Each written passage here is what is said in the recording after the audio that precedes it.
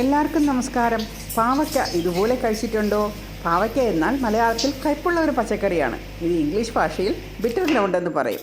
അപ്പോൾ ഇതെങ്ങനെ തയ്യാറാക്കുന്നതെന്ന് നോക്കാം. ഞാനിതുപോലെ റൗണ്ടായിട്ട് കട്ട് ചെയ്യുന്നുണ്ട്. പക്ഷേ റൗണ്ടായിട്ട് വേണ്ട, ഇത് നമുക്ക് എങ്ങനെ വേണോ കട്ട് ചെയ്യാം. ഇതുപോലെ ചെറുതായിട്ടും. പാവയ്ക്ക രക്തത്തിലെ പഞ്ചസാര നിയന്ത്രിക്കാനും ശരീരഭാരം കുറയ്ക്കാനും കരളിൻ്റെ ആരോഗ്യം മെച്ചപ്പെടുത്താനും പ്രതിരോധശേഷി വർദ്ധിപ്പിക്കുവാനും സഹായിക്കും. കുരുവൊക്കെ മാറ്റണം. കുരു മാറ്റിയിട്ട് ഇങ്ങനെ കട്ട് ചെയ്യാം, അല്ലെങ്കിൽ കട്ട് ചെയ്തതിന് ശേഷവും കുരുമാറ്റം. പിന്നെ പാവയ്ക്കയെല്ലാം ഇതുപോലെ കട്ട് ചെയ്തിട്ടുണ്ട്. ഏകദേശം അത്ര തന്നെ ഞാൻ സവാള എടുത്തിട്ടുണ്ട്. പിന്നെ 2 പച്ചമുളക്, ഏകദേശം പാവയ്ക്കയുടെ പകുതിയോളം ടൊമാറ്റോയും എടുത്തിട്ടുണ്ട്. അപ്പോൾ ഇനി ഇതെങ്ങനെ കുക്ക് ചെയ്യുന്നതെന്ന് നോക്കാം. പാൻ ചൂടായി, അതിലേക്ക് വെളിച്ചെണ്ണ ചേർത്ത് കൊടുക്കാം. കടുക് വറുക്കണമൊന്നുമില്ല, വെളിച്ചെണ്ണ ചേർത്താൽ മതി. ഇതിലേക്ക് ആദ്യം സവാള ചേർക്കാം.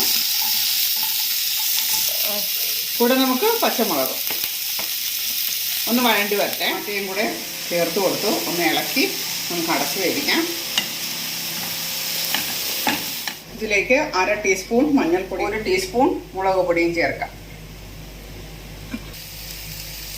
ലോ ഫ്ലെയിമിൽ ഇത് നമുക്കൊരു 5 മിനിറ്റ് വേവിക്കാം. വേവിച്ചതിന് ശേഷം നല്ലതുപോലെ ഇളക്കി എടുക്കാം.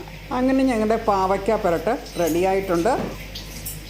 അപ്പോൾ എല്ലാവർക്കും എൻ്റെ വീഡിയോ ഇഷ്ടമായെന്ന് വിശ്വസിക്കുന്നു. പുതിയൊരു വീഡിയോയുമായി വരുന്നതുവരെ ബൈ ബൈ.